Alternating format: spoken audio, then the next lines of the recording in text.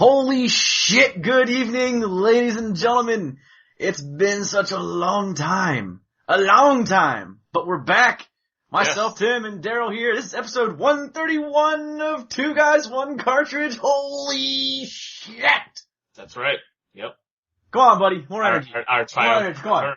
Go on, man. Hey, look, welcome to your new and improved 2G1C. I was waiting for it. I was hoping you'd say it. It's awesome. Yeah. So, that little bit made the best of show. Yes, it did. That was for multiple reasons. All of them very good. But yeah, we talked a couple months ago about doing this. And, I kind of started getting a hankering, and I had been listening to some old episodes and just said, hey, we had a good time. And, I've been, playing more games lately and paying more attention to the news and stuff. So, you were down and I was down, and I mean, it's not like either of us have anything else to do. We don't have lives or anything, so. What are those? What the hell? Might as well. So we decided to fire it up again, and, we were actually supposed to do this last night. But, Tim, you decided to go around the world. I did? You did, so, here we are. And for anyone that doesn't remember what going around the world meant, that is getting drunk Daryl style. Yeah. But old Daryl style, I don't do that anymore. Okay, old Daryl style. Daryl style, I don't do that anymore. Basically, it really consists of drinking a lot and then listening to Daft Punk on repeat. Just the one song. Just around the world. And then you stumble around for a couple hours. Pass out. You find a bathroom and you just pass out in there. Yeah. Well, I gotta do this too then, because I listened to the best of, and I thought this was pretty funny, so I gotta do our new intro. So, go. Wednesday night, ladies and gentlemen. That's right, it's time for Two Guys, One Cart. Now with your hosts, Tim and Daryl. So sit back, enjoy the ride, and enjoy the show. Alright, enough of that. Yeah, I had to throw it in there, so. Oh man, we're going all kinds of nostalgia. I wasn't even involved in that. I know. Mm-hmm. Yeah, but I was listening to it and I was like, I gotta parody that, so. It was the one time. Yeah. One time that we had. The one time we wish we could forget. And now we have it twice, shit. Yeah. But yeah, well, one was serious, one clearly was not. But anyway, so that's enough of my shenanigans. So, we had, I guess we jump right into the big one. Sure. Yeah, let's go ahead. I mean, I figured that would probably be the main focus tonight. So, yeah. We got the big one, the Xbox One. Xbox One. So, and there was a lot of talk around about the name, and a few days ago you had said you thought it was going to be the Xbox 720. Yeah. And I had heard Xbox Infinity too. So everybody was wrong. Nobody saw the Xbox One name coming. Yeah, I mean, I don't know. I don't know if they were trying to do something like the way Nintendo did it was like, oh, we got the Wii, but we got the Wii U, because it's about you. And I'm like, well, I guess the One. I'm actually happy that it's called the One, or just one Xbox, or Xbox One, just because, I always go by the One O'Shea on all of my online gaming tags. I'm like, oh shit, the One Xbox, or Xbox One, or whatever the hell. I don't give a shit. Well, I think the idea behind it was they were trying to say like, oh, it's going to be the one device for all your multimedia and TV and all that good stuff, because they're really pushing the being able to use it as a device to watch TV on and movies, because it has a built-in Blu-ray player. Yeah. So, which is surprising a little. I mean, I guess it's not that surprising, because they obviously, I mean, what else were you gonna do? Just use regular DVDs? I mean, their HD DVD format that they introduced with Toshiba at the beginning of, it was the 360, wasn't it? It was introduced right around the time of the 360. That died a horrible death. Horrible, painful. Yeah, it didn't last long. So, crash and burn. And Blu-ray being the standard of high definition DVD obviously made sense. So having that in there I was a little surprised, but at the same time, it does make a lot of sense. So. I mean, here's what I like what Microsoft is doing with this. They want the Xbox to be your everything. Yeah. Yeah. You can watch your TV through it, you can watch your movies on it, you can play your games on it, you can have all your social media on it. You have one box to do everything. And I like that, especially with, now, granted, if the vocal commands and the new Kinect is actually, or both of them are as good as they say they are supposed to be, then it's gonna be quite impressive. Mm-hmm. Especially with all the snap-in abilities and everything else they were talking about, where you could be playing a game, you could say, snap in, Internet Explorer, and then you can go ahead and do a search for something while you're playing.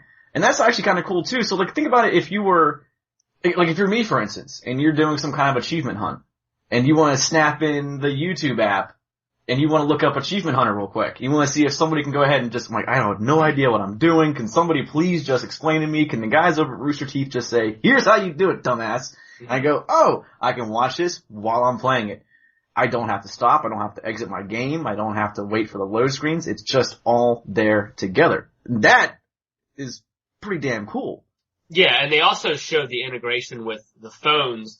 That'll be interesting to see what phones are supported. I mean, obviously the Windows phone is going to be supported right away, but are they going to extend that to Android and iPhone? It's already out. It's already out. Oh, it is. Okay. And I actually have it on both my iPad and my iPhone.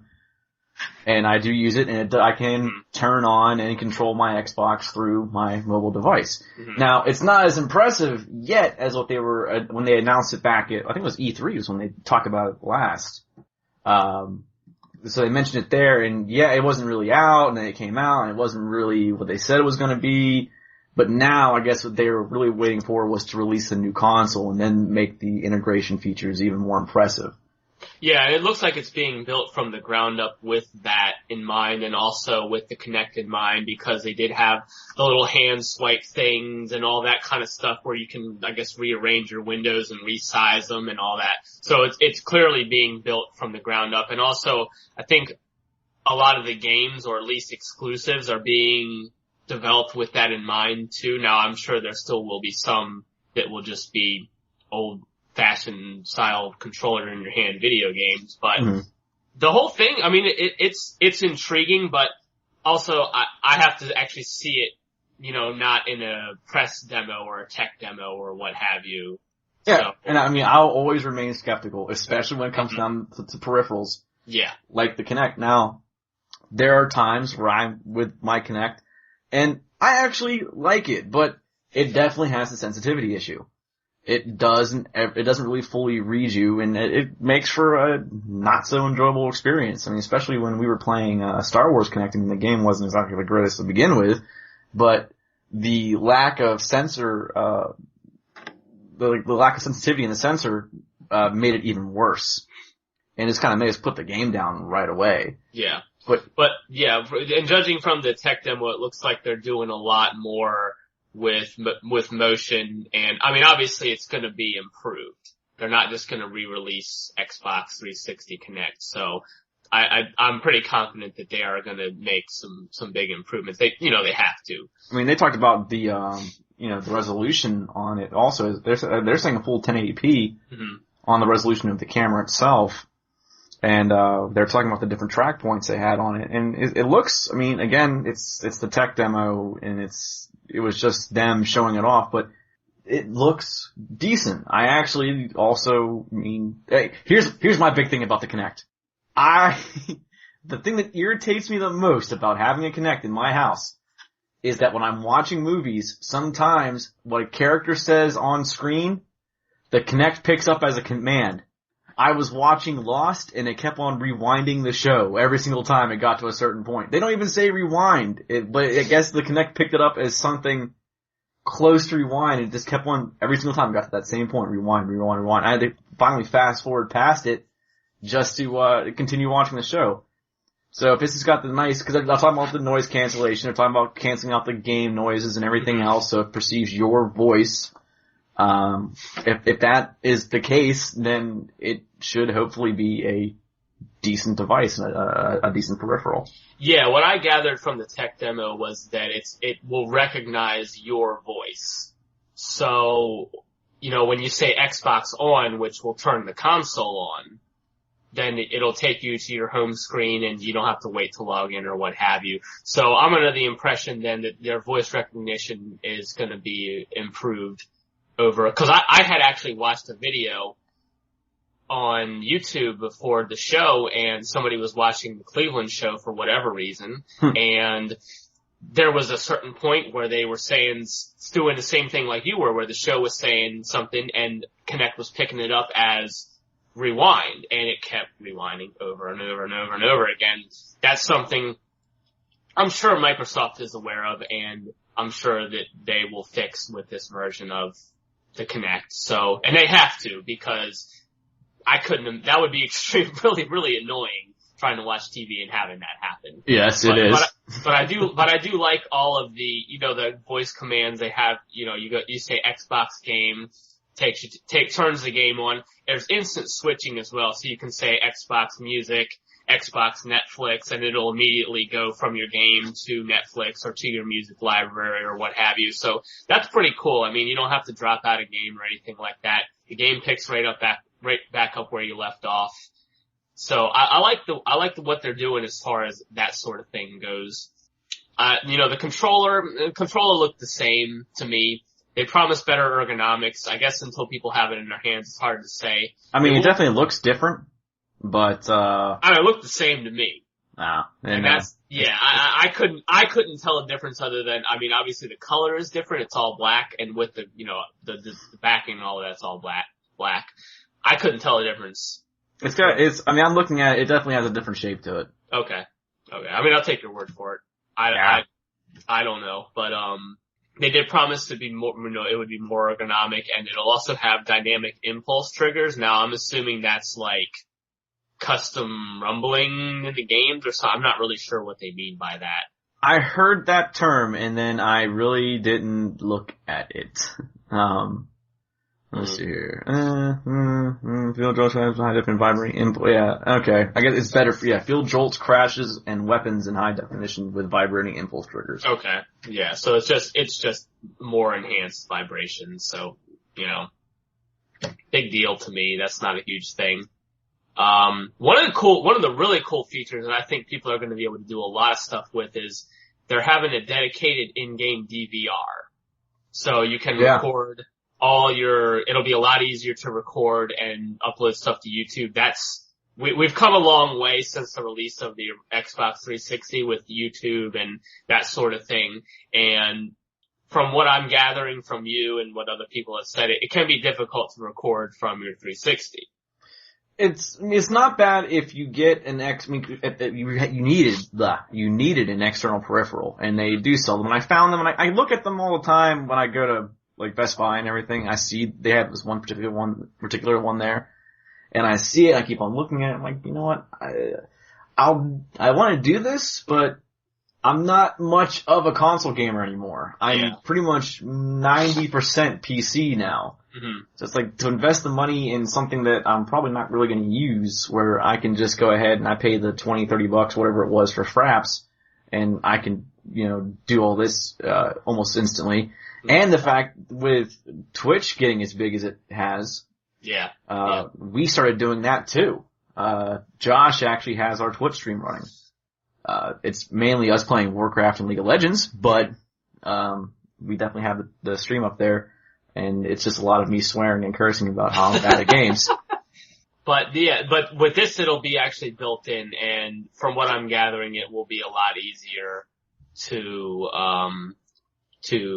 send those things out, your movies and all that. I guess you post them on Facebook or whatever, YouTube and what have you. So I like what they're doing with that. It's built in.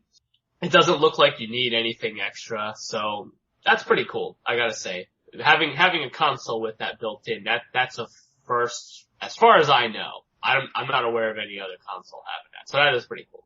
No, I mean, and like the other big thing that they're talking about, because you're talking about all these integration features and the ability to do snap-ins and switch quickly between the every application that you use, It's all because of the fact that they're introducing that this console runs on 3 operating systems at the same time. Oh, interesting. I did not know that. It runs on the Xbox Live operating system. It has a Windows operating system, and it has a third one, which is the integration between the two. Okay. And so that's what allows it to seamlessly switch between apps, left and right here.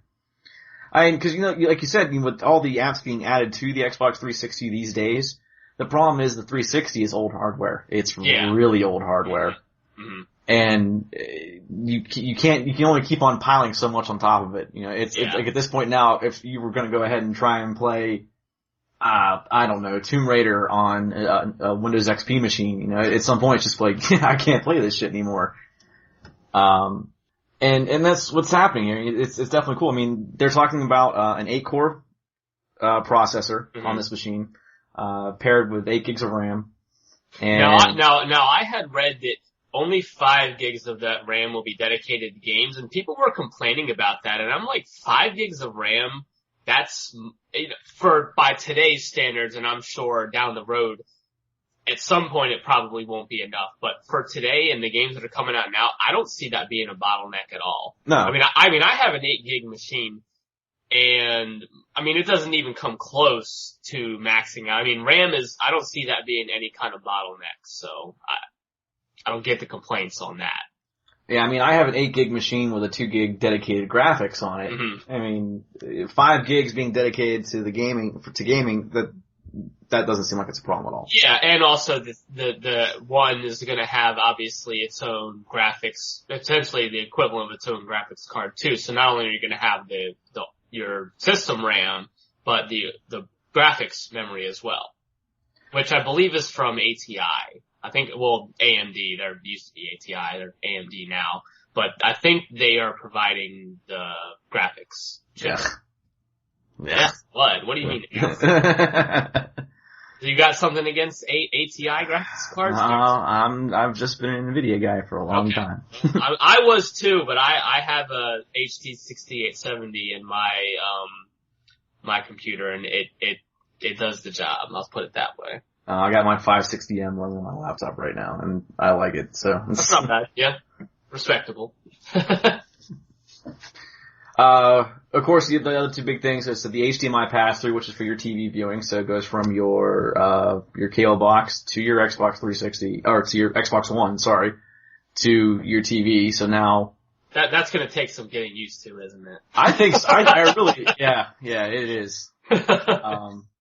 But I think it's, I honestly, I heard people bitching about, they're not showing off the games. Well, that's what E3's for. And yeah, the point of this press conference was just to be a hardware release. And, they did talk some about some games, like they did talk about, the EA Microsoft partnership, which is gonna have their new game engine, Ignite, which, is not, the only EA game left on PC is FIFA. Yeah. And a lot of people are upset because the next FIFA 14 for PC is not going to be on the Ignite engine. So a lot of people are upset about that. And I can understand why, because they're going to be stuck on old gen. But they said that one of the promises that they made was that it's going to have 10 times more animation depth and detail. Now they did not show, I didn't see any in-game footage from any game that they showed off. It looked like all cinematics. Yeah. Fine. But it was impressive, but at the same time it's like, show me how it looks in game. And they'll claim that was game footage, and I think even someone said it's like, this is actual. No, it's not. It's cinematics. Whoever said that didn't know what they were talking about. Yeah, those are definitely cinematics. It's not, you're not seeing the first person, like when they're showing Call of Duty Ghosts off, you never saw the first person view. It was just always the cutscenes and the storytelling. That's not in-game footage. But they did show off Forza 5.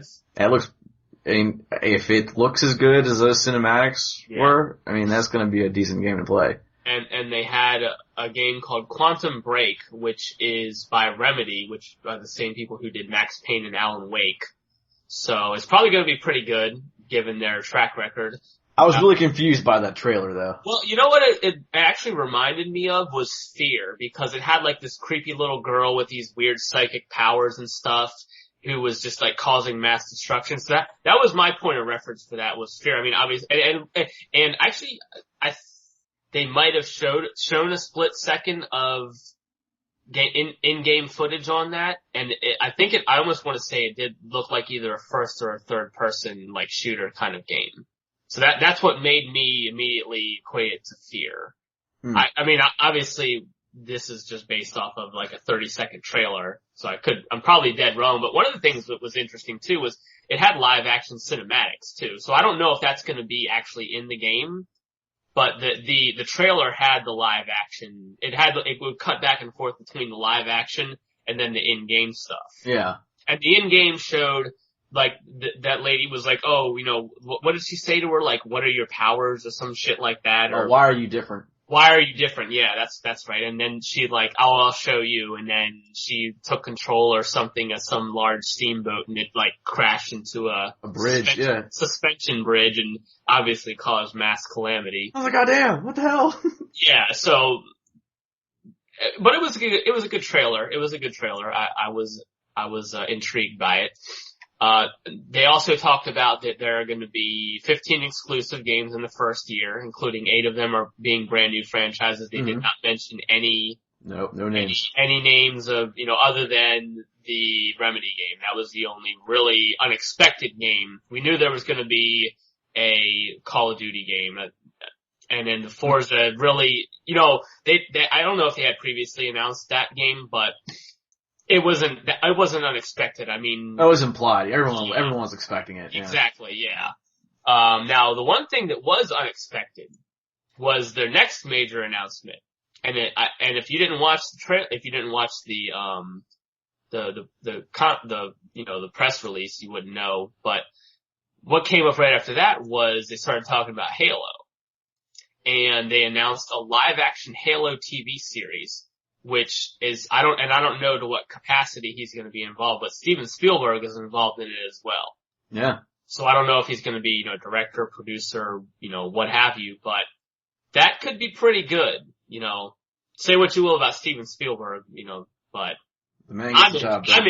I'm interested, yeah. I mean, that's something I'd probably watch. I mean, cause they had pretty big success when they did the Forward Unto Dawn series. That they posted to, I think it was to Machinima. Did you happen to see that at all? No, I didn't see that. It was pretty good. I think it was like 6 parts. And it was just the story of the captain of the, oh damn it, I can't think of the name of the ship now, that went to go find Master Chief. And it was actually telling his story of how he met the Chief in the first place. And when the Covenant attacked their planet and everything else. So, it was a pretty decent, you know, well put together show. It was short, but, you know, it did the job and it did it right. And, Halo fans have been waiting for something like, I think the big thing that they were waiting for was a movie. Because that's been in the talks for so long. Mm-hmm. Just like the World of Warcraft movie. Yeah, which has had like 5 different directors since it was announced, but I think Sam Raimi's on it now. Who the hell knows? Who cares? It's never coming out. By the time it comes out, nobody's gonna play the damn game. But all 10 people of it. But one thing too I was wondering about is it gonna be the kind of thing where it's you're only gonna be able to watch it on Xbox One? Or is it actually gonna come on TV? I think it's going to be a TV show. Because they didn't talk about any of that stuff. Yeah, they didn't talk about syndication. They didn't anything like that at all. No. Well, I mean, it depends. I mean, if they make it on, they could just make it online like they did with Forward Unto Dawn. It could just be on something like Machinima or something like that, where it's still highly accessible to everybody out there. Or it's actually coming to television. A network, you know. Yeah. So what network would pick that up too would be. Sci-fi maybe? It'll be, I don't know. It'll be Fox. You think so? You think it would be on, you think so? Maybe FX. Maybe. But, that was the biggest, that was the thing I was actually most excited about, and I'm not even I don't even really play Halo games like that, but, that's something I definitely watch it and give it a shot. So, but they're pushing also really, really hard the fantasy football thing. Yeah. So they're gonna have all this integration with and they're not just NFL, but also NBA too, and I think they're doing it with baseball too, where you'll get like real-time updates on your players' scores, and they even have a feature where if you're playing against another fantasy team, you can actually call that person over Skype. Yep. And talk shit. Yeah, and talk shit to them, when you take the lead or whatever, or if you're kicking their ass or whatever. And I thought that was pretty funny that they actually showcase that as like a major selling point for this feature of the one. So, but it was pretty cool. I mean, if you're into that sort of thing, I don't do fantasy football myself. I like to just watch the games, but, they didn't really go into a lot of detail. But it's another thing where they're trying to push it as this whole everything in one. Yeah. That's why the name is the one. But the one Xbox. The one. They did say that they are planning on releasing it this year. So we're looking at 2013, probably October, November. I'm probably saying mid-November. That's my guess. Yeah. So where it's obviously going to be something they're going to wait till the holidays for, and they're going to talk more about the games at E3. The other one game that they did talk about, we already mentioned was the Call of Duty Ghosts game. Looks like they're gonna, it looks like it's gonna just be another Call of Duty game to me, take it as you will. They're gonna have the timed exclusive DLC, which was the same thing they did with the 360. It is gonna run on a new engine. They do claim that the multiplayer's been revamped, and they're gonna have things like dynamic maps, so you can, set up traps, and that there will be random weather events like earthquakes and, well, it's not really weather, but floods and, just things of that sort. That was actually pretty cool. I liked that when I saw that. Dynamic environments is definitely a decent thing. I do like that. They showcased this whole customization thing where apparently you're going to be able to customize your own character more. Mm. Who cares though? Who looks at the character? You don't have time to look at characters when you're playing Call of Duty Online, so that's not that big of a deal to me. I mean, that wasn't a big thing for me. They did, and as we mentioned before, they had the cinematic, no in-game footage, so. They did really seem to think that they're really, from what I took out of it though, they really wanted to work on the actual single player campaign of this game as well. They definitely wanted to work on the story. Mm-hmm. To me it's kind of a shame because I know a lot of Call of Duty people that just don't touch the campaign ever and have never touched the campaign to a Call of Duty game. They grab it for the multiplayer and that's it. Yeah. And that's why I had called for in the past just a Call of Duty standalone multiplayer kind of thing, kind of along the lines of like Counter-Strike. It doesn't have a single player. Obviously they're not going to do it. I mean, it's still going to sell, so whatever. Yeah. But, I mean, one of the things that looked like they were making a big emphasis on is that you're going to have a friend when you do the single player campaign too. Oh yeah, how they're actually having the dog. Part of it's going to be which was a German Shepherd, and they showcased some of the engine details and things like that. I mean, it did look really detailed, and they went even so far as to have like you could see like hairs on people's arms and stuff like that, and the dogs. Their ears had like tattoos and stuff like that, which I've never seen any dogs with tattoos before, but I guess they do it. Any military dogs? I guess they do, yeah. But I mean, obviously it looked good, but it's gonna be another Call of Duty game when you break it down. So. I mean, I looked at it, I listened to the tech demo, and I went into there with open, ears and eyes, just because, I mean, it's Call of Duty, so I immediately go, but from what they say they were trying to do with it, I was like, actually, this sounds somewhat decent, but it won't be enough to catch my attention yet, I don't think. Yeah. They'll have to really wow me. Yeah, so we'll really have to wait to E3, which is only a couple weeks away, to see what else they're gonna come out with. And I'm sure they'll still have more after that.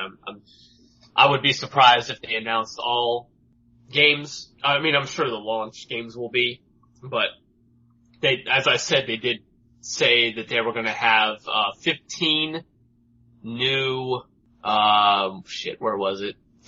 15 titles, 8 of them were new franchises. 15 exclusives, that's what it was, 15 exclusives within the first year. So, being that we're anticipating a much later release date this year, so you're going to be looking at games that won't be coming out basically until next year holiday season. So they're not going to announce everything, but we'll probably get a solid idea of what the lineup, the launch lineup will be, and I'm sure there will be a Halo game too. It would surprise me if there wasn't. I don't know. I actually, think so? I really don't think there'll be a Halo title this year. It might be next year, but okay. It won't be. I don't think. Well, then they'll probably talk about it then. They'll probably talk about it. 343. They'll probably be mentioned. I think they still have more to milk out of the teat of Halo 4 right now. They won't push a new one just of yet. Okay. But the other thing I like doing, because like we keep on saying that, Xbox the one, it just wants to be the one everything for you. And one of the things I like too was the fact that there's the trending side of the multimedia portions of the Xbox, where you could see, like, through watching on TV, you could see what's actually popular from your friends, what's popular for all Xbox users, and the same thing with the other applications like Hulu and Netflix and everything else, and Last.fm, all of them. You can go ahead and you can see what's trending and go, oh, well, maybe I will check this out, because like 6 of my friends are watching this right now. I guess I might as well go ahead and take a look at it. But I like this, I'm going to make a joke towards myself, because I know you'll enjoy this too, is the fact that they say that the multiplayer experience is better because it tones itself to the way you play. So now I know I can be matched up with other bad players out there, and I stand a chance. Yeah. Well, on the trending thing, I think too that'll obviously be integrated into the games as well. So when you pull up your Call of Duty, you might be able to see like, oh, this is the more popular map. People tend to vote for this map more, something like that. So you might be able to jump into a game of Call of Duty on the map that everybody likes the most, or your favorite map, or what have you. So obviously, it's going to be integrated into the games too. So I just wanted to add that in there. And then as far as you being bad, I mean, I'm not going to disagree, so.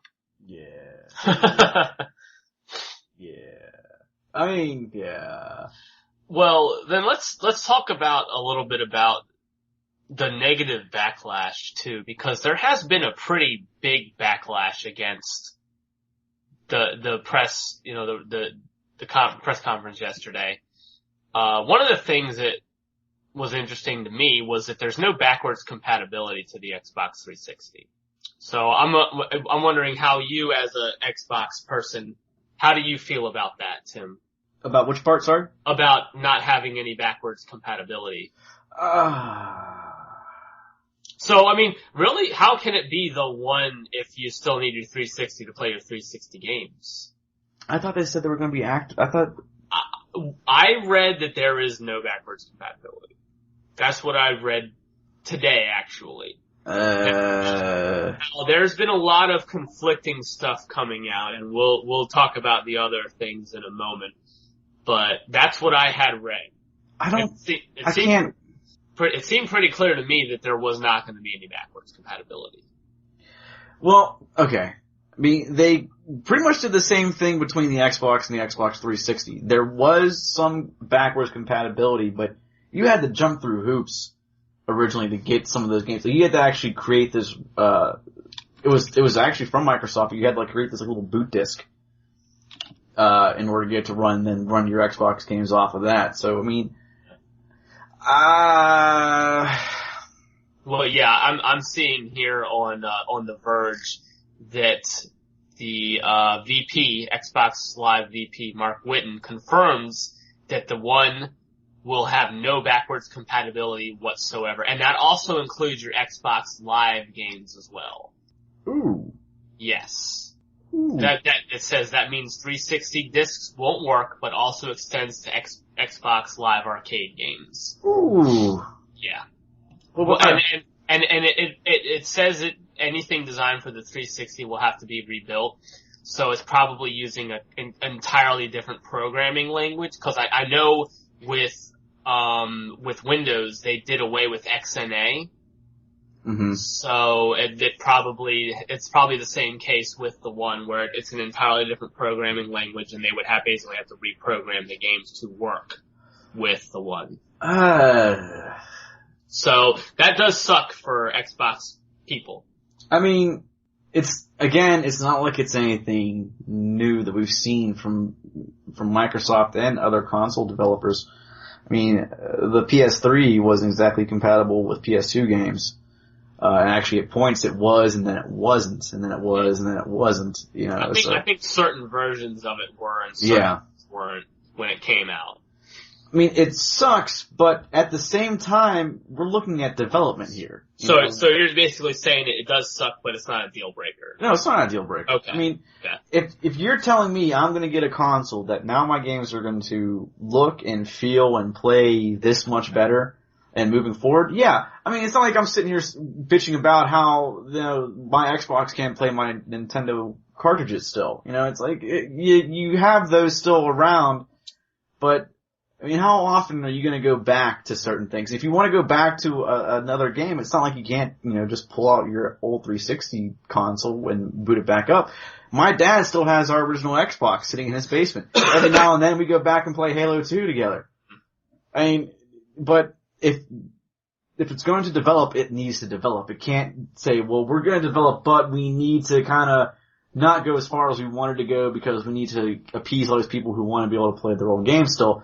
It sucks, and yeah, it's going to piss off a lot of people, but, you know, I say go right ahead with it and just, you know, keep going, keep pushing it. Push the hardware limits, push the software limits, make the most impressive thing you can. Don't worry about, you know, toning shit down just so you can appease a couple people who can still hold on to their old console and play these games if need be.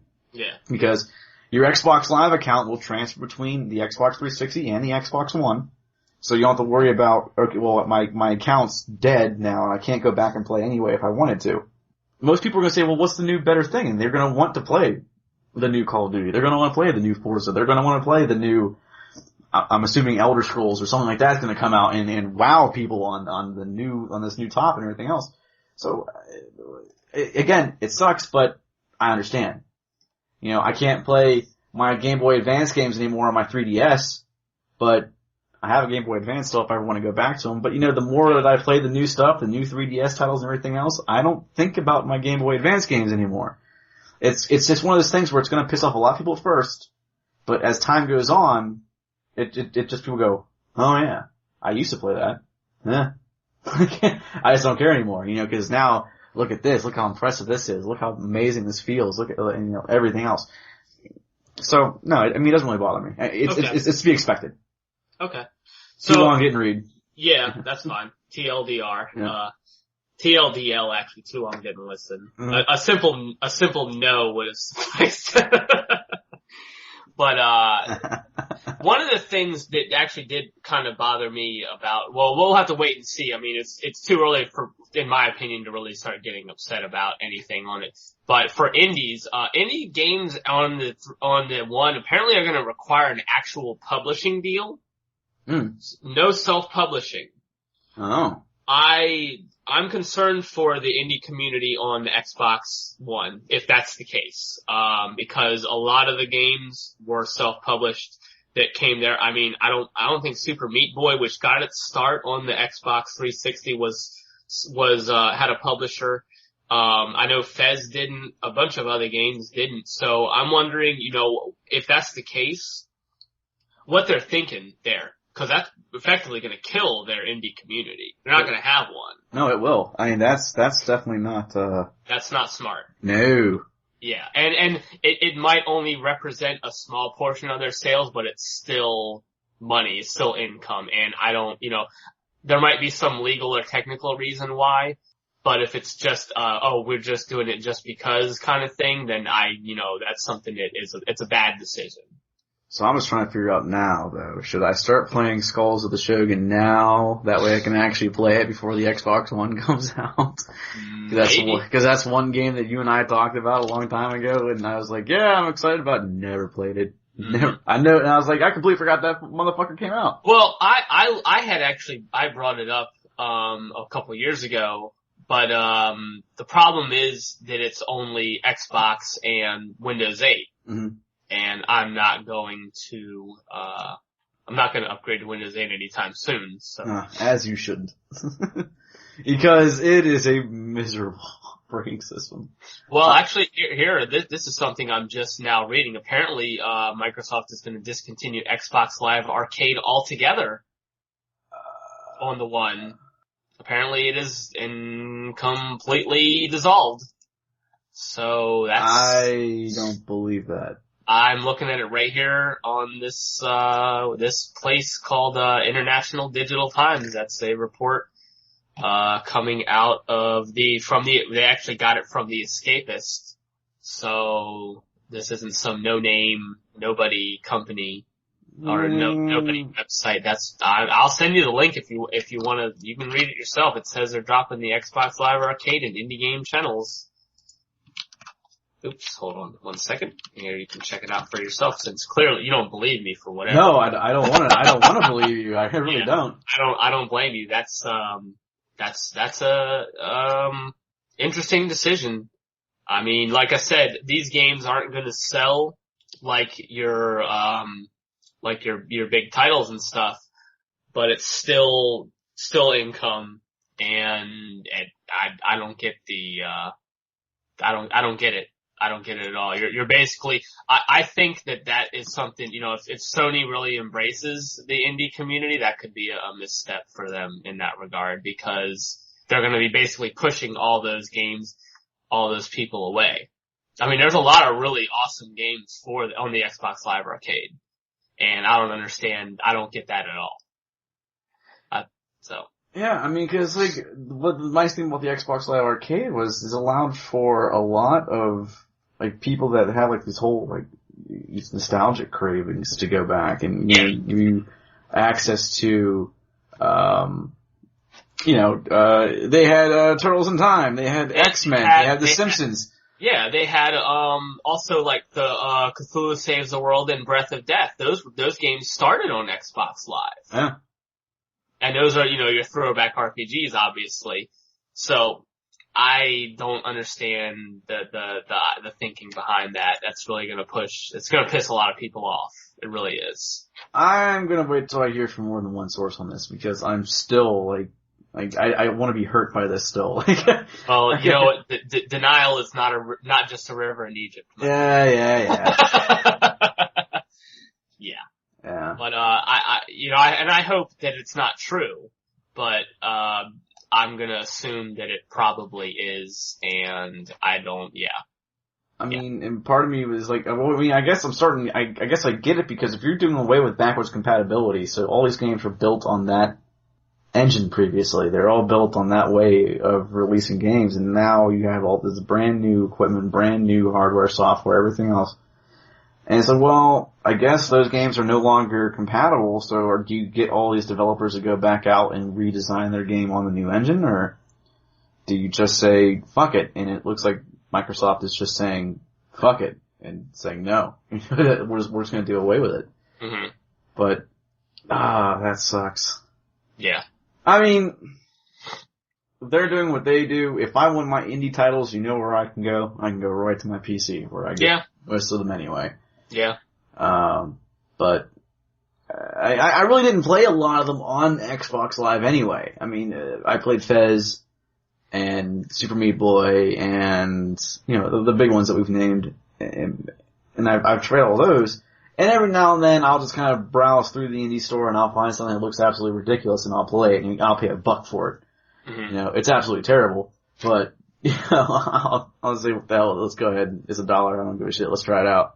I think there's a game that you're dressed up in I saw one, I think it was a while ago, you dressed up as a female ninja and very scantily, clad, she's very scantily clad, and all she does is chop milk, so you have all this white stuff that covers her every single time she chops a glass of milk. I'm like, oh, I see what this game is really going for. $1 for this, huh? Why not? What the hell? This'll entertain me for a little while. But in any event, I mean, even if, because obviously there's a lot of conflicting information out there, so this could be something that it ends up not being true. So I don't want to sit here and say like, oh, indefinitely there will not be any indie games or whatever at Xbox Live Arcade or what have you. Until I hear in a press release from them. Yeah, I mean, I want to see it official, but if this is the decision that they're making, then that is something that is going to come back to hurt them. You don't think that they would even try to announce this at E3, do you? If that was the case. Well, I mean, if they were going to disprove it, they would say it there. Probably. But I don't think they would go on and say, hey, we're doing away with the indie game section and we're doing away with Xbox Live Arcade at E3. I think that would get you fucking... I think E3 is more about showing off what you are gonna do and not saying like, oh, we're not gonna do this. That'll probably be something that somebody will talk about in some interview later on down the road with a magazine or whatever. But at the same time, though, it could be, hey, we're doing away with this to bring you this new and improved version of this. And that could be possibly. Is that they're saying, yeah, we're doing away with this, but... Because they keep on saying, this is as I said during this conference, this is the first phase. This is the first phase. Mm-hmm. We have multiple phases that we're going to be bringing out new information. So yeah, they may be coming out and saying, yeah, we're doing away with this, but we're doing away with this because we have X coming out. And so, again, it's all speculation right now. I don't know. I'll wait to hear it from them, but now I'm going to not have good dreams because I want my indie section. But I mean, again, like I said, if I want to play indie games, most of the time, I go to my computer. It's really easy for me to just go right to that website for a little company, get their game, play it, install it, and just go download it. Steam is really good about it with, green light and everything else. So I definitely have my other outlets to find my indie titles. But just the fact that, and this is an as of right now thing, that, indie developers will at a minimum need a publisher to develop is gonna hurt because they're gonna have to go to a major publisher unless somebody steps up with and that takes a lot of money and stuff. Yeah. So that alone is gonna hurt their indie community. And that pretty much kind of goes against the idea of being an indie title anyway, because now you're saying you have this independent developer. By the way, now you gotta go to the publisher and publisher that says, well, we like this, but yeah, now you gotta change this. Yeah, you need to change this and this. You're no longer independent. You're now a cog in the larger system. Yeah. And that's what these guys got away from doing. They didn't want to be a part of the big companies. They wanted to be their own thing. So you're telling them they can develop their thing on their own, but then they gotta go to Big Brother and say, can you help me out a little bit here? And I said, yeah, sure, just go ahead and spend another couple hundred hours redesigning this, and hey, can we get you actually to stop working on this and work on one of our Let's turn that turn-based strategy RPG into a real-time shooter, or first-person shooter, and then we'll be good to go. Yeah, that's not gonna happen. Well, so we can't help you. Mm-hmm. Real quick, since we're on the topic of indie and everything else, and this is a side note completely, but I just got a notification from Indiegogo about the Angry Video Game Nerd movie. When the fuck is that gonna come out? I remember funding that shit a long ass time ago. And yet I have seen this movie. Or heard really much else about it. I just know it's coming. It's like the Duke Nukem Forever of movies. Oh no. Because it might actually be worth investing in. I did invest in it. Yes, you did.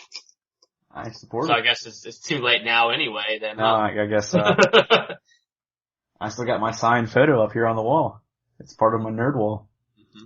Right next to my Zombie Outbreak of Pennsylvania poster and my Battlestar Galactica poster.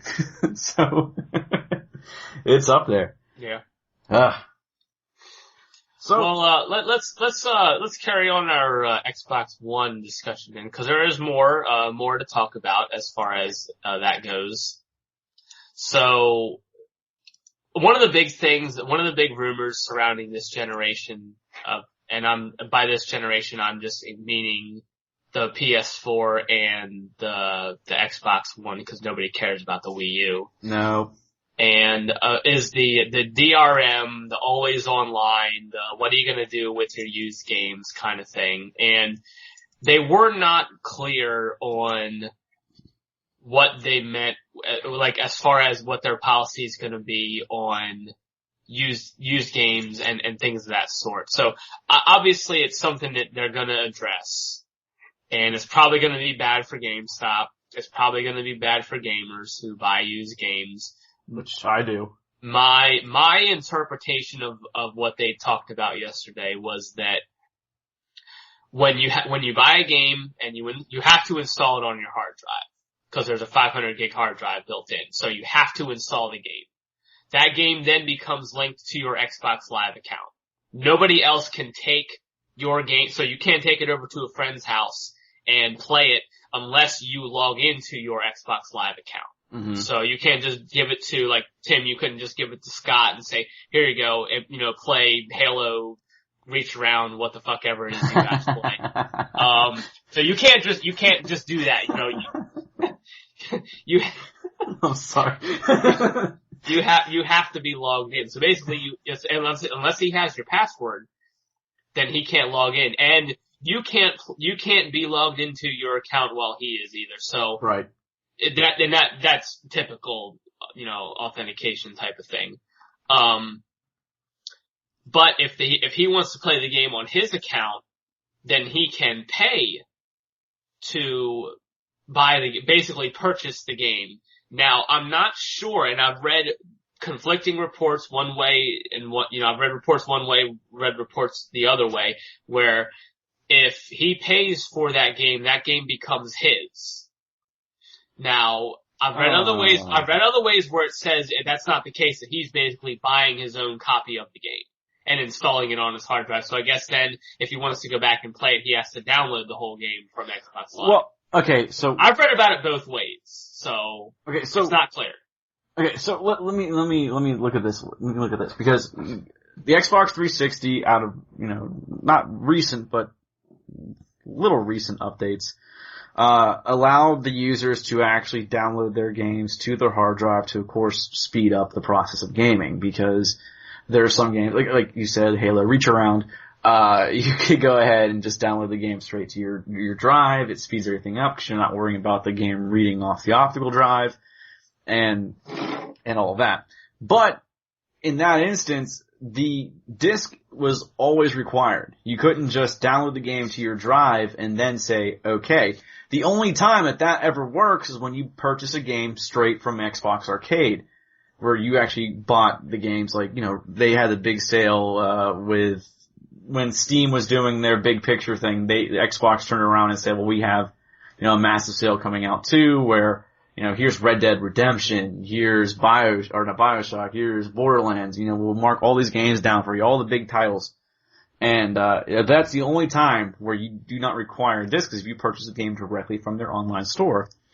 But, so, I guess my thing is though, so if you have the disc and you have to install and play, you have to install the game to your drive itself, do you still require the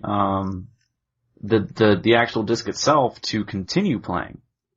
Mm-hmm. Or is that point, because if you did want to in fact trade it or let somebody else use it and they did in fact purchase, their copy of it, they said, okay, well actually this is decent, I'm just gonna go ahead and pay for it. Is the disc still required? Because now, person A is shit out of luck and would have to, again, purchase a whole new copy of the game. Mm-hmm. And I don't know if they would do something like the way, that Microsoft used to do it with the Zune. Of course, that's gone the way of the dodo, but. LOL. Yeah.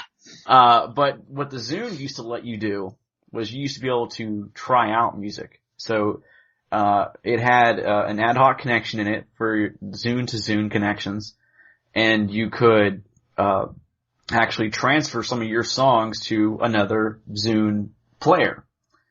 Then that person could listen to said song for, I think it was like 3 or 5 times. After that, the song locks on their device and they cannot listen to it anymore until they purchase it.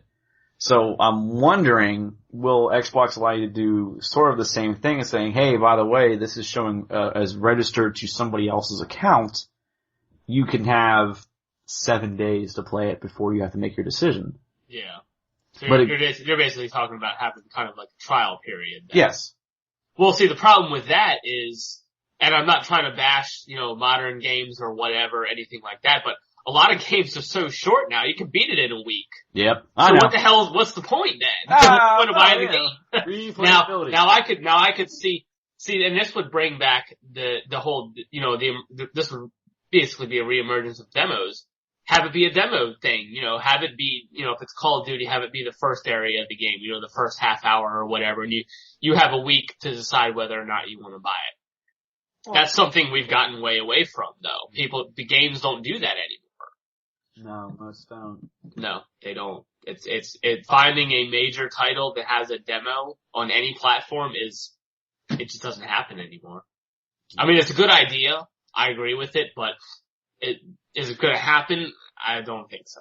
I mean, I would want to know what the actual process is, because to current standards right now, you still require the disc. Mm-hmm. Regardless if you download it or not, you still require the disc. So what happens if you do in fact hand it over to somebody else? And I mean, granted, me personally, I don't really lend stuff out anymore. I mean, it's a very rare occasion. I mean, the only person I lend my stuff out to is Scott. And even still, that almost never happens anymore. It's just like, if we're gonna play, we're gonna be in the same house. Like, he'll come over, or I'll go over to his place, and we'll just sit down and play. So it's never, here, you can borrow this for a couple days, or whatever it is. So I don't know. Even though he was all disappointed because he came over to borrow BioShock Infinite from me, and then I had to go ahead and tell him that it was on my PC. Because when I was in North Carolina, I gave him the keys to my place, and I said, well, can you grab my mail, and, here are the keys if you want to kind of chill and get away from everything, you can. Mm. And then he called, he's like, hey, by the way, I'm taking BioShock Infinite away from you, where is it? I'm like, oh, it's sitting in my lap right now, because it's on my laptop, you asshole. He's like, what? Why would you? Because it looks a million times better on my PC than on the console right now. It's like, oh. So, he was all mad about that, but. Yeah, sucks to be him, huh? I know, right, seriously. But, I don't know. I mean, I guess there are people out there that still, lend and trade games back and forth. I'm not one of them. Mm-hmm. I mean, my stuff is my own, and I really don't lend it out. I don't really trust people anymore because I don't want to come back with, like, fucking Cheetos all over it and stuff like that. Like, all scratched up and shit. Yeah, it's like, oh, I was about to beat the game, but apparently my disc is no longer readable, so what the shit? So I don't know. I mean, I get that there are people out there that still do it, and I'm guessing it would still be the younger community that would be it. Because I don't think people that are getting towards our age group really do it too often. But I would think that the younger community would still consider that a feature. Yeah, so, I mean, really, this all goes back to just how many unanswered questions there are about the one. And there's a lot, and there's a lot of information. I'm sure a lot of it's misinformation too. And they need some answers, and they need them soon because people are getting upset. No, I'm sure this will blow over, and once we really know, then people will really make their final decision. But, and I think a lot of it too is the community has heard a lot of things. They've heard so much about, like, oh, you're gonna have to, like originally it was, oh, there's gonna be no used games. You're not gonna be able to trade your games in at all. Well, yeah. Then they've gone back and said, like, oh, well, we haven't said anything about that. And then there's the thing with the fee where if you buy a game used, then you have to pay a fee. And then there was a tweet that came out yesterday that said, oh, that's not true. And there's just, there's a lot of conflicting reports out there, and they need to come out soon and say definitively what of their policies are going to be in regards to those things. Yeah. And they really do. Because here you and I are discussing this without really, because it's the same thing. It's hearsay. We heard from this source, you heard from this source kind of thing, that this is gonna happen. Well, again, until it comes straight from a press release or a press conference that Microsoft holds, mm-hmm. I don't want to believe some of the things that I'm hearing, but again, I will not take it as true until I actually hear it from them. And the thing is, a lot of this stuff has been rumored, and I understand a company policy saying like, oh, we don't address rumors, or we won't comment on rumors, or whatever, but, now that we know what the console is, we know what it's called, we have an idea of the games that are coming out and things of that sort, I think it's time, if not, I understand they're not going to do it today, but at least probably I hope by E3. It's time to start dispelling rumors. It is, yeah. It's time to start saying and really being clear about, because if they're not clear on these things, it makes it come off like they're trying to pull something over on you. So like, let's say they're saying, oh, you do have to pay a fee if you buy a used game. So that's going to make a lot of people upset. I understand from their perspective, and from the perspective of, the developer, it's good because they're trying to encourage people to buy a new copy of it. But really, this trend's been going on for some time now, though. You look at, it's been for at least the last year.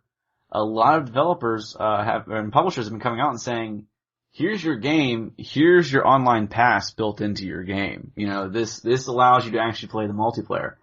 And it forces people who traded in to say, well, the person who bought the used copy doesn't have that key and now has to pay the $10 or whatever it was. And it started with EA. As far as I know, to the best of my knowledge, it started with EA. Probably. But then you had everyone else start following suit. Everyone jumped on that idea. And, more power to them. They want to make their money off the game. They don't want some secondary company to now pull all the profits away from them. Companies like GameStop, in particular. Yeah. Because now, what happens? You trade a game into GameStop, they give you $15. They put it right back on the shelf for $45. Who gets that money? GameStop does. Not the publisher. Yeah.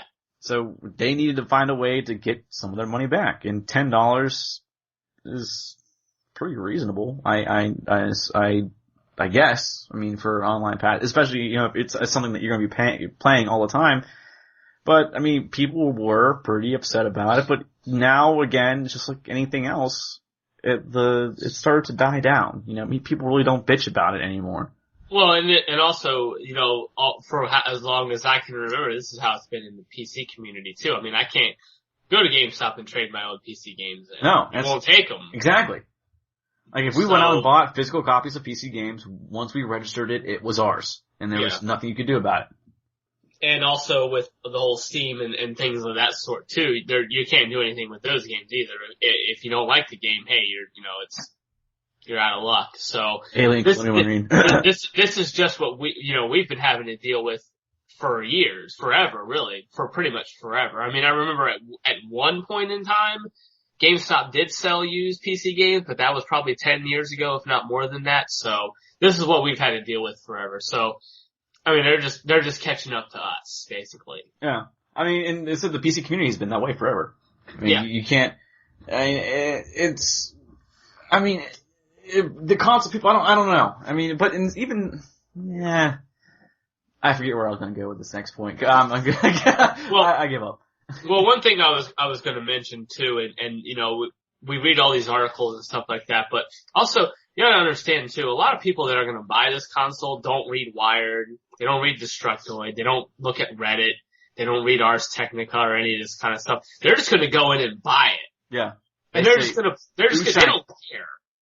Ooh, shiny, new toy, mom. Exactly. Yeah. So I don't think any of this stuff in the end, if the negative stuff is true about the DRM and the, used games and things of that sort. Even if it is all true, it's still gonna sell ridiculous amounts. I don't see it not selling like that, so.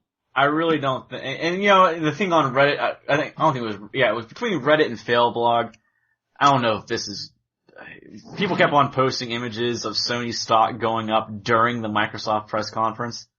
And I don't know if that's true, or if someone's just trying to fuck with people. And I'm assuming it's people just trying to fuck with people. Or maybe it is true, I don't know. But, who the hell cares? Sony has lost so much of a footing over the last couple of years. And yeah, they introduced the PS4, but most people, when they talk about their consoles, you're talking about your Xbox at this point. I'm sorry, the Sony is, the PlayStation 3 just wasn't as big of a thing as people thought it would be.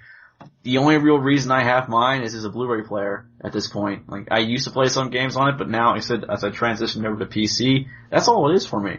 Well, actually, Sony stock did at about 115. It did spike up. Yeah. So it started at about $21 and around 2 p.m. it was at about $23. So it over that hour it went up about $2. It's gone back down, but that is funny. I actually didn't I didn't even notice that. You didn't notice that because I saw it. I didn't even look, to be honest with you.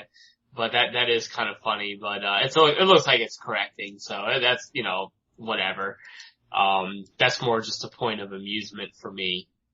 But I mean, we're watching Nintendo crash and burn slowly. I mean, the Wii U is it was so slow to release titles for the Wii U that there's nothing out there to play. And the Wii U's been out for it's been a year now? Almost a year, yeah. And there's still, I mean, you go and you look at the stock for these games and it's still, set to like one shelf, there's nothing out there for it yet. Yeah. I mean, they're talking about a Super Smash Brothers game, and I'm sure they'll have some games coming out, but they'll be talking about some games at E3, but they've really hurt themselves. They've pushed back and delayed so many different titles and everything else that this is what's happening. Yeah. That and for a lot of people it was kind of like, well, I already have a Wii. What's so different about the Wii U? And it does do things differently, but at the same time, it's for a lot of people whose Wiis are gathering dust. Yeah. It doesn't do enough different. And that combined with the fact that the games just aren't there. I mean, here's the thing. I do own a Wii U. I went out and purchased one, and I purchased Zombie U. And Zombie U, with everything that the Wii U offers, is actually a pretty fun, entertaining game. It's hard as shit at times. And it's good to play, but like, that's one game now. And I was sitting there thinking, well, there's gotta be something else I'll play. And like, no, there really isn't anything else I'll play. Shit, what the hell? I spent all this money. I spent all this money to play one goddamn game. Oh. I mean, you've got the Super Mario and they don't even have a Mario Kart game out yet. I don't think. Maybe they do. But the Smash Brothers coming out. No, it's not even out. They don't even have a Mario Kart game yet. So. But Smash Brothers though, that's gonna be a big one. I think so too. But yeah, they should have waited until they had a better, I mean, even at launch, we were like, okay, well, you know what, the lineup isn't good, but hey, you know what, we'll wait because I'm sure they'll have something. And here we are, 9 months later, and we're still talking about how they don't have really anything, and all of what they have is first party games too. We talked about this before we went on our hiatus. We did. And nothing hasn't changed. Nothing has changed. We thought we came back down from the mountain, that the world would have changed, and we were disappointed. Nothing changed. So that is disappointing that they haven't really stepped up in any capacity. I mean, the games still aren't there, and, when you combine that too with them, what they did with their YouTube community, where they're now, they're now taking their advertising revenue from their Let's Play and things of that sort. Mm-hmm. So people who were making money off of that, and there are people that were, Now that ad revenue is going directly to Nintendo, so that hurts their community even more. Well, technically by YouTube's like terms of service and everything else, you're not supposed to be generating ad revenue off of stuff that isn't yours. Like every single time that I upload something to our YouTube channel, it keeps on saying, would you like to monetize? And I said, ooh, well, yes, I would. Mm-hmm. And then immediately says, things that are not allowed to be monetized, like games or stuff that is not your own. Like, oh, well, I guess, no OC here, so I can't monetize. But some people were doing it, and Yeah. people were. Well, a lot of people are doing it. But that's going to take that away from those people who do that on YouTube, and I mean, if you use that to make a living, and like I said, there are people that do, this is becoming a thing where you can make a living basically playing video games. It's crazy, but if you get popular enough, you can. Man, and what a world. Yeah, and now you can't do that with Nintendo games. So what are you gonna do? Play Xbox? You either stop or you start playing Fruit Ninja on your Xbox One Kinect. I guess. I guess so. I don't know. But I don't think that was not a good move for Nintendo. I mean, I can understand them wanting, I mean, it's revenue for them, but at the same time, it's like nobody else does that. They're the only ones, and I think any other company would be bad. Like, I couldn't see like Valve doing that for like Half-Life 2 Let's Plays. Like, let's take over ad revenue for Half-Life 2 Let's Plays, or Team Fortress 2. There's a huge community around Team Fortress 2, and I couldn't see Valve just going out there and being like, we're just gonna put our ads and collect all the ad revenue from your Team Fortress 2 community created content. Now, I know it's a little different if it's a community created thing, but it's all in the same world of YouTube. It's all in the same boat as far as I'm concerned, so. Aye. But it's a dilemma for Nintendo, and it's not gained them positive press, I'll say. No, it does not. No. I mean, there's decent stuff out there for them, but again, it's not enough. It's not enough to drive it home. You look at the other consoles, like, the Xbox, the Xbox One and the PS4 coming. They waited. I mean, the Wii U finally decided to add an HDMI port on their box. Okay. Wow. Congratulations. Welcome to the last, 6 years. And but now you have, Xbox or Microsoft and Sony both waited, and now you have these two powerhouse boxes coming out. Now again, Nintendo has never been much about really putting a lot into their hardware, if you think about it. I mean, they've never been, this is, we have 8 gigs of RAM, 500 gig hard drive, we have 8 processing cores, like, Microsoft's coming out and saying. They don't have stuff like that. But Microsoft is about power. Sony is about power. They want to push and give you the best graphics and best gameplay that they can, and give you the best user experience that you possibly can, whereas Nintendo has always just kind of been, well, we have our fans, I guess, and that's going to be enough to drive us. And I'm just making my assumptions there, but I mean, it just looks like they're just not, they never really made that transition to next gen. They never made a full transition, and it hurt them. And it's continuing to hurt them, and the 3DS was a good idea, but it's not enough. Well, and one thing that's interesting too about the 3DS is up through the DS, they did have the third party support, but the 3DS really doesn't. I mean, you don't see, and there are a lot of really good GBA games, as far as from third party, and also on the DS too. And it's just for whatever reason, on the 3DS, it just doesn't seem to be there. Now, I haven't really paid a lot of attention to it, but I'm not seeing games that really interest me. Oh, the one game that does interest me is the Link to the Past 2. That I would like to play that game. Oh, so would I. But as far as like I was saying though, the third party games, I'm not seeing them there. I'm seeing a lot of shovelware, and that's about it. I mean, I don't see it being there. Mm-mm. And it's really not.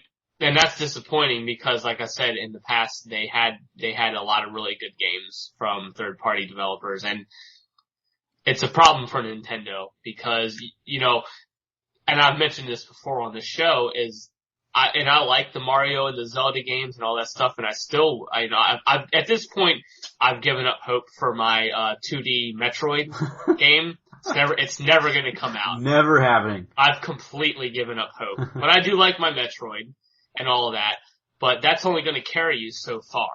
Mm-hmm. I mean, your Nintendo fan base, that's a limited base of players. And instead of expanding, it seems that Nintendo is growing more reclusive in their audience because they don't have that support there.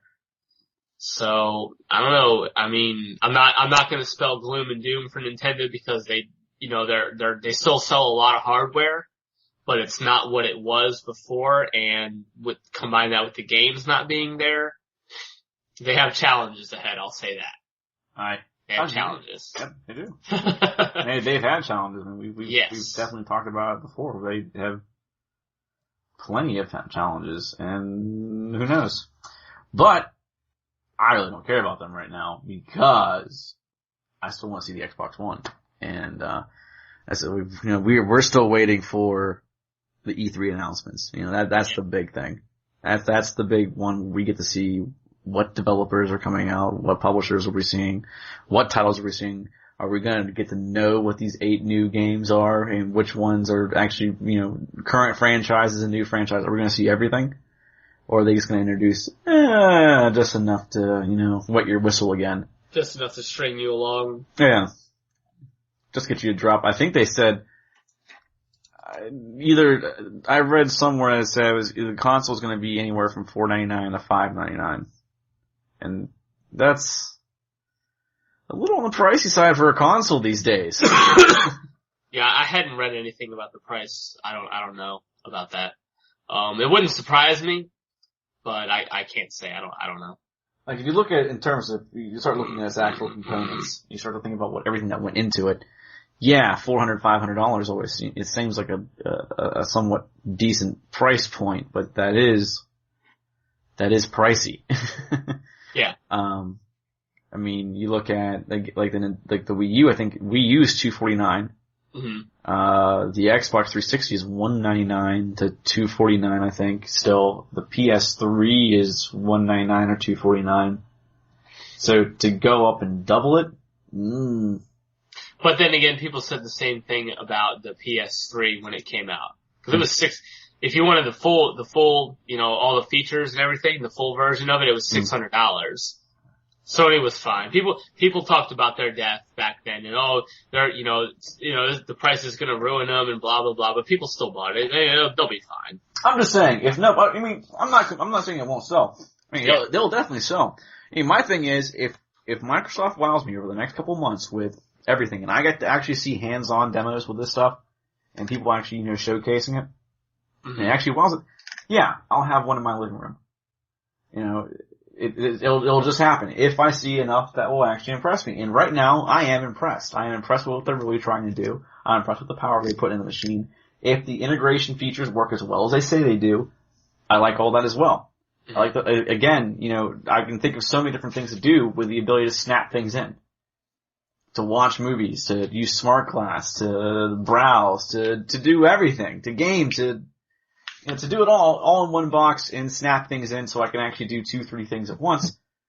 Why not? Yeah. And I mean, you can even have porn running while you're playing video games, so. How can you lose? I don't think I can handle that. I think that's a level of attention that I don't have. Yeah. Cause you're gonna get free hand. You're not gonna have, unless you're playing Dead or Alive beach volleyball. And that's the only way you're gonna get the free hand. It integrates the best of both worlds. I guess so. I don't know. Well, no, cause if I remember correctly, the original Dead or Alive the Extreme Beach Volleyball, the first one that came out on the 360, actually had a one-hand controller mode. Oh. Interesting. Yeah. You go ahead and think about that one. But it did exist, I think. I'm pretty sure it existed because a bunch of people are talking about it. That's just wrong. Yeah, that's sad. There are some sad freaking people out there. But, yeah, we've met a few of them. And we have. So, how are we doing on time over there, Tim? I think We are coming up on our limit, aren't we? We are actually we've hit the initial number of what we usually like to hit, and then we have skyrocketed past it a bit here. Actually, Really? I didn't think we were that far past. well, we are actually, I take that back. We are about, 18 megs in, so Okay. 2 megs will, of course, do us for maximum a lot of time before I actually have to, do work. Yeah. Well, I guess if you want to start winding down, I'm cool with that. I just wanted to say, I want to talk about, the next big AAA MMO, WildStar. I want to talk about that next week. So I kind of wanted to dedicate some time to that, 2 megs is about, what's that, about, 10 minutes, 5 to 10 minutes worth. That's not really enough time. Nah, we can, because I want to talk about this too. Yeah, so we need some time, and we need to talk about you and you going back to that game too. Which one? Oh. You know what game. Oh no. Oh yes. We gotta address that in a very stern fashion. We got plenty to talk about. Oh yeah, we got a lot. We might go over our limit that night. You might have to split the show up into 2 parts. What is this now? What is this? The Incredible Adventures of Van Helsing. Sorry, I just pulled up Steam. I saw this game on sale. It looks like Diablo, but playing as... Yeah, the Van Helsing one. Yeah, I had heard about that one. It looks like Diablo. Yeah, that's what everybody says. It's like a action RPG style in the Van Helsing universe. Which, speaking of action RPG games, I wanted to plug real quick one of the games I've been looking forward to. Grim Dawn. If you're not familiar with it, go check it out. It looks awesome. It's an action RPG in a very gritty, dark, evil looking setting. It's in alpha right now. So yeah, go look at it and watch videos and chat and post on YouTube about how much you'd like to actually be in the alpha yourself and all that good stuff. So. I'd like to hurry up and say, these are my 5-second reviews, since there are a lot of big titles that came out since we've been gone. Mm-hmm. 5-second reviews. Okay. Devil May Cry. Play it. This is gonna be a play it or get the fuck away from it. Okay. So, Devil May Cry, play it. Tomb Raider, play it. Borderlands 2, play it. What are the big ones? Aliens, Colonial Marines. Oh, get the fuck away from it! I could spend an entire episode bitching about that game. We're not gonna do that. I know, but I could totally do it if I wanted to. What are the big ones? I'm looking at Dishonored. Dishonored, play it. BioShock Infinite, definitely play it. And I think that's it for the ones that I've actually played since we've been gone. I think that'll do it. So that's my quick 5-second yay or nay. But it's been pretty positive so far. Aliens. Yeah, I saw that one coming a mile away. And there's actually gonna be, there are actually apparently lawsuits. Yep. Out about that game due to false advertisement. And it's about time. It's about time somebody did that. Yeah. I have to say. Regardless of whether or not it's gonna be successful, at least somebody's taking a stand in that regard. Yeah. So. Oh, other big thing, real quick, well, you know what? We got the MMO stuff coming up next week, so we'll just have the MMO show, because we have the stuff like, we have Rift and everything that's gone to the F2P model. Yeah. And everything too. So I think that's gonna do, that's gonna do us. Yeah, let's call it there. Let's get the hell out of here. So. I need another beer. I hope you all missed us, because, we missed you all. And this has been something that I sit at my table and cry about, that I can't do this show anymore. But, it feels really good to be back. So happy sitting here and talking games, because I can't really talk games with other people like I talk games with you, Daryl. So. Indeed. Sometimes, you take, 1 step back, you take 2 steps forward. So, Yeah. Hopefully we've taken that step forward. Hopefully so. We'll see. We'll have plenty of stuff to talk about in the next couple of weeks. I got stuff to talk about. We got E3 coming up too, so there will be a lot, coming out there. We'll do our regular yearly E3 thing.